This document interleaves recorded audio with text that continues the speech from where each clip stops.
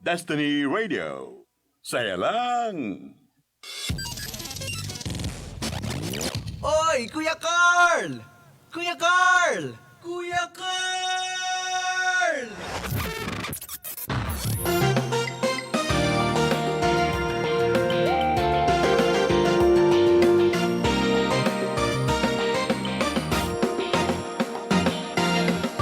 96.7 Destiny Radio. Kasama nyo ngayon ang inyong Kuya Carl para sa ating programang Confessions with Kuya Carl. Ayan na nga. Hello mga ka-Destiny, magandang hapon po sa inyong lahat. Kasama nyo mga ang inyong Kuya Carl para sa ating programang Puro Aminan. Puro aminan. Pero syempre, kamusta na kayo? Kamusta na kayo? Nakapag-lunch na ba ang inyong mga ka-Destiny? Kayo ba'y nakakain na? Kasi kami nakakain na. Pero dahil tawag dito, parang petsa de peligro na. Nakalista na ang mga kinakain. Charot lang, syempre naman. Sa mga ka-Destiny po natin dyan, maraming salamat po sa pakikinig. At sa nanonood din po kayo ng aming YouTube channel. Yan, sa ating mga nanonood po. Sa mga nakakita po ng replay ng aming mga programa ay pwede na pong pasubscribe ng aming YouTube channel. At sa mga nakikinig po sa amin sa radyo, baka po gusto nyo makita yung iba-iba pa naming mga kwento at mga programa sa 96.7 Destiny Radio. Pwede nyo po siyang i-rewatch sa ating YouTube channel. Pero ano nga ba? Ano nga ba ang ating pag-uusapan ngayon? Nako, kailangan nyo nang magpagising kasi nakakaantok yung oras na ito di ba? Oras de peligro, nakakaantok. Kailangan nyo nang mag-Mark Cafe 5-in-1 plus 1 coffee mix para gising na gising kayo at punong-puno ng energy. Kasi talaga ang Mark Cafe 5-in-1 plus 1 coffee mix ay natural na natural. At syempre sa mga ka-Destiny po natin dyan na talagang gusto pong malaman pa kung ano pang nangyayari sa aming mga programa and di na nga namin na-update yung aming podcast. Magkakaroon uli kami ng podcast episodes. Abangan nyo lang ho. Pero sa ngayon, ano nga ba ang title ng ating kwento? Sabi dito, may confession ako. Hirap akong ikwento sa...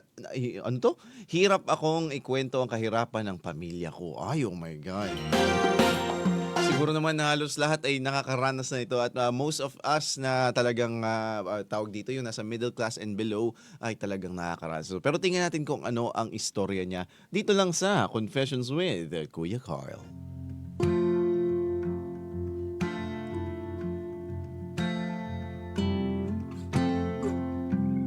Ano nga ba ang ating kwento ngayon? Ito galing sa subreddit na May Confession Ako.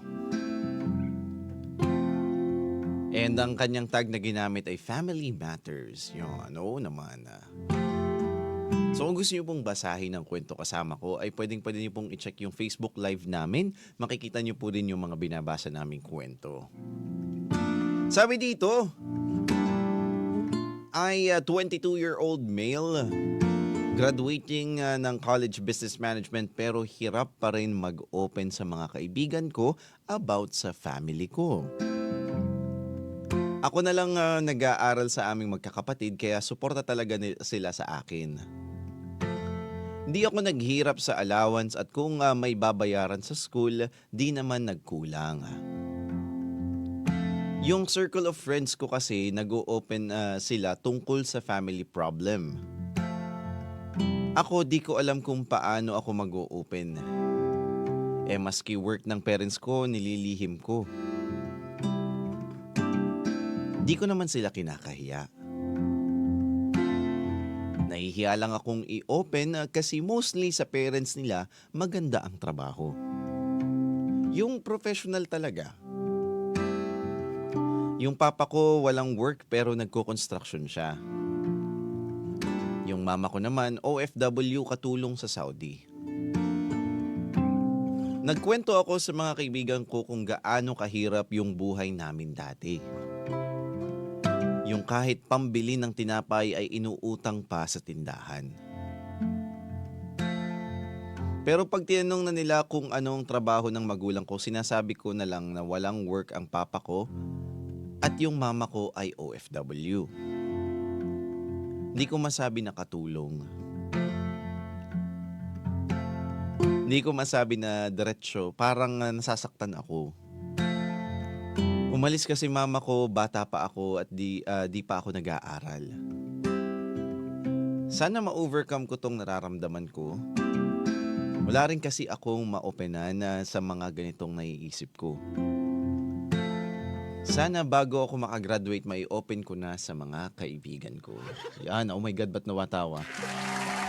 Yan, na syempre naman itong mga ganitong scenario talaga. Ay, ito very common to actually. Hindi lang sa dati may nabasa na tayong kwento about sa yung magulang niya ay talagang hindi maganda ang trabaho pero talagang nagsumikap siya sa pag-aaral para lang 'di ba? Ay gagraduating din 'yun. O sana naman graduate na.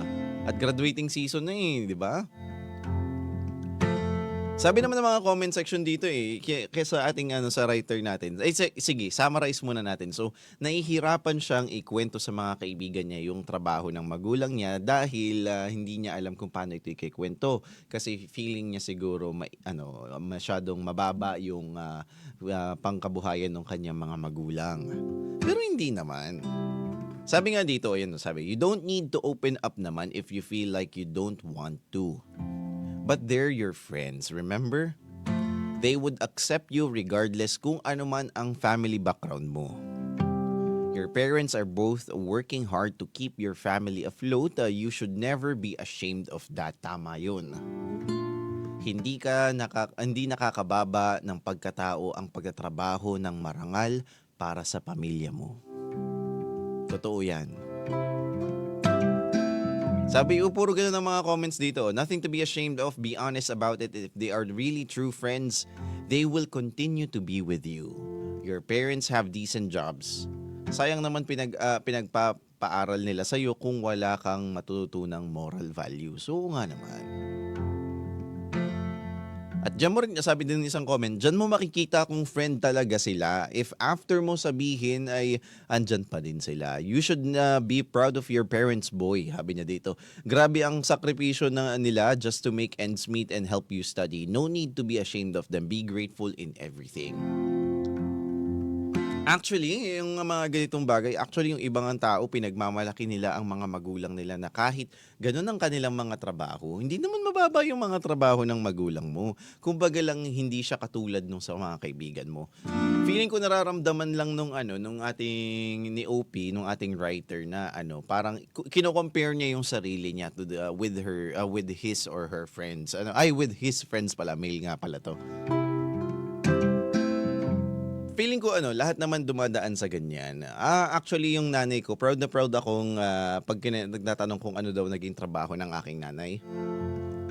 Tinaguyod kami ng nanay ko at tita ko dun sa nung kami nag-aaral, nung kami bata pa. At ang nanay ko po ay domestic helper sa Hong Kong dati. Ang nanay ko po ay naging pumasok bilang katulong po sa ibang bansa. Para lang po kami mapag-aral at hindi ko yun hindi ko yung kinahiya.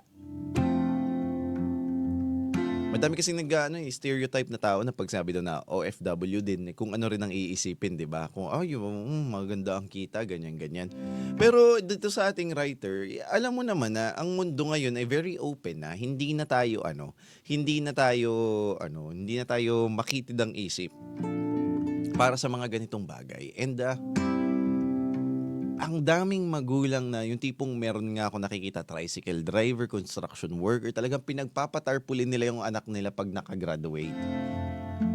Alam mo lang ang nakakahiya dyan. Ang nakakahiya dyan kung pagka-graduate mo ay wala kang ginawa sa pinag-aralan na pinaghirapan ng magulang mo.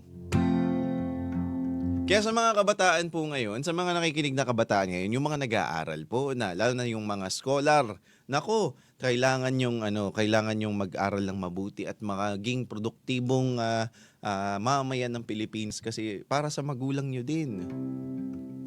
Kasi pinaghirapan niya ng magulang nyo.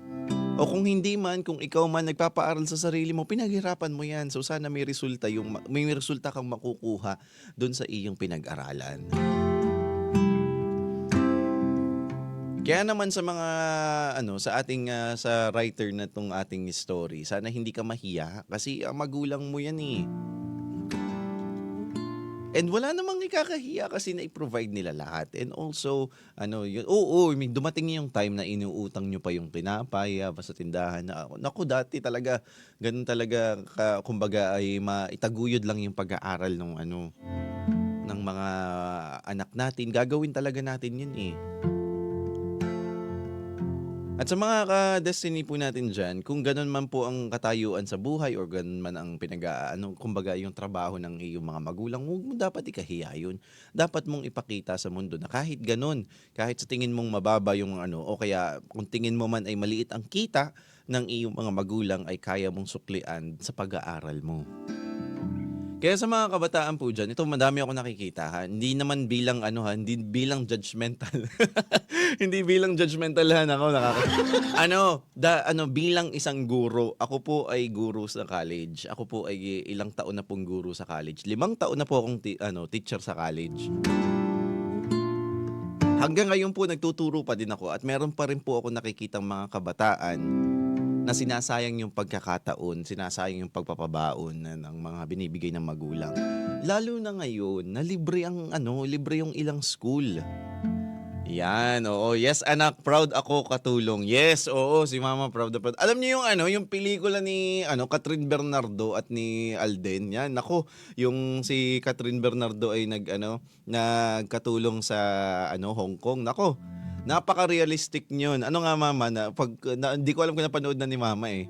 Pero talagang napaka-realistic yun. Si mama nanonood ngayon, yung nanay ko. Nanay ko po ay domestic helper na tinaguyod po ang aming pag-aaral. Kasama po yung tita ko na nagtatrabaho dati bilang kahera po sa isang bakery. Tinaguyod po kami niya ng magulang ko at ng tita ko. And proud na proud ako kasi nandito ako ngayon dahil sa mga magulang ko. Nagagamit ko yung pag-aaral ko. At naging teacher ako. Sa college pa. Sa isang dati pati nagtuturo ako sa isang hanggang ngayon naman magandang school naman yung pinagtuturuan. Yun, lagi na lang natin gagawin mga kabataan ngayon. Sa mga kabataan ngayon, sana ay patuloy niyong gawing proud ang inyong mga magulang. Ako nga eh. Ayoko makinig pala yun, sorry po. Yan, napaka-gaslighting no ako nga eh. Pero in this example naman, in my life naman po, napagdaanan po din namin yun. Naghirap din po kami pagdating ng high school, yung tipong dati, nung bata kami. Sagana kami sa fast food, punta kami ng mga yung kay Bubuyog tsaka yung kay Clown.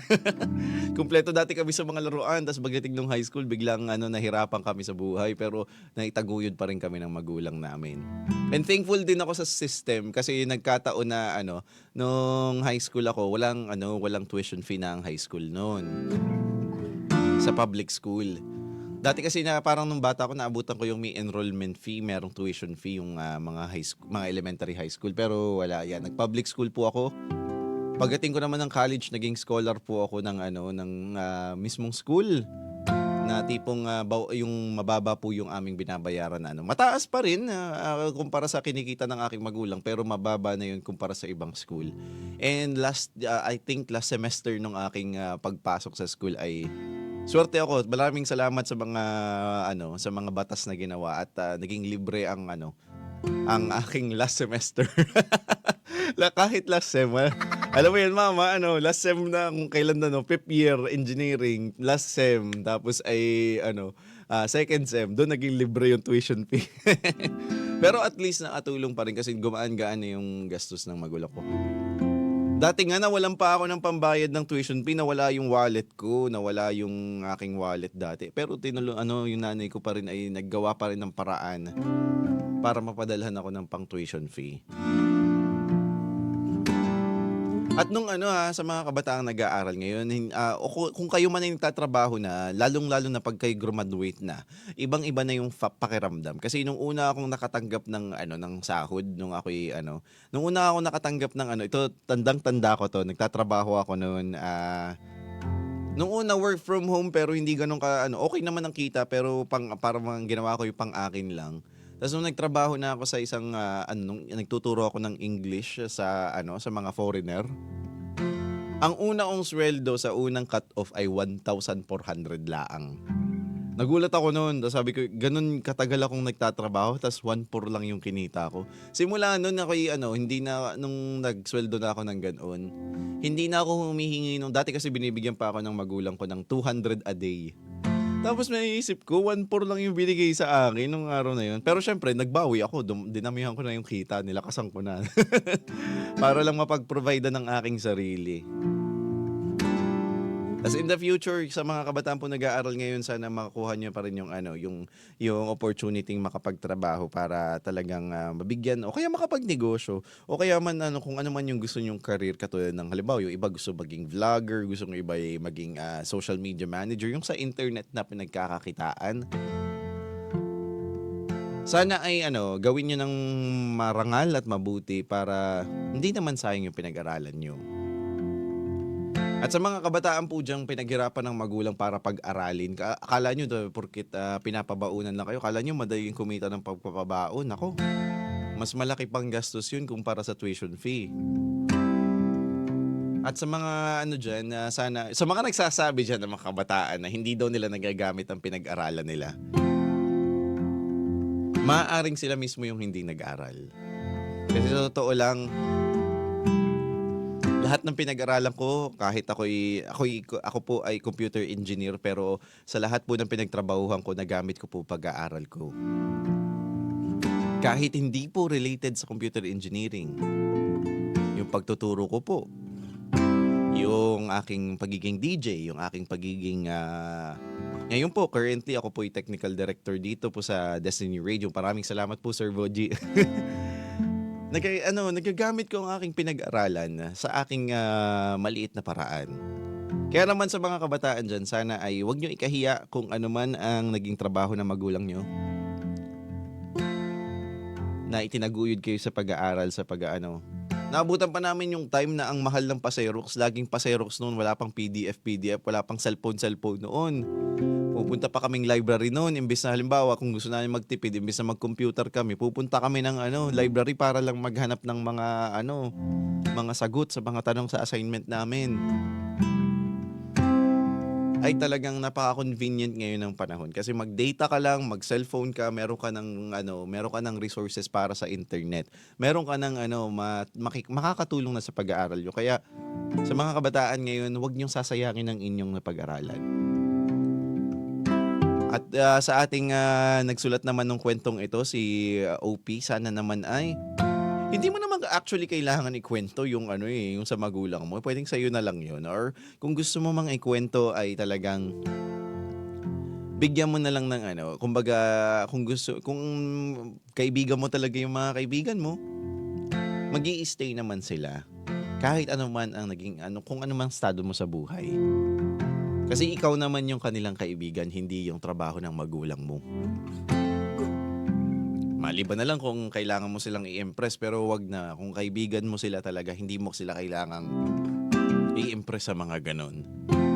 Kaya naman sa mga kabataan ngayon, mag-aral kayong mabuti. Hindi lang pera ng magulang ang nagagamit ninyo, pati pera ng gobyerno. Lalo na sa mga scholar dyan, sa mga scholar, nag-aaral sa State University, nag-aaral sa TESDA, sa college ng TESDA, yan po ay mga libreng paaralan na makakatulong sa atin, sa ating kinabukasan. At sana naman, hindi nyo naman ituring na papel laang ang diploma at ang mga sertipiko. Kasi sa totoo lang, pag ginamit mo yung pinag-aralan mo, madami ka talagang mararating. Hindi yung sasabihin ng iba, diskarte daw ang mas maganda kaysa sa diploma. Hindi po. Mas maganda po meron kayo parehas. Diskarte at diploma. Hindi po yung isa lang. Mas maganda po meron parehas. Kaya sa mga kabataan dyan, kayong may hiya. Aminin nyo kung anong gusto nyo. Kaya sa mga kadestiny po natin dyan, maraming salamat po sa pakikinig. Once again, ako po si Kuya Carl. Na nakikinig nyo ngayon sa Confessions with Kuya Carl. At sana naman, ma-enjoy nyo ang hapon, patuloy pa ang tugtugan.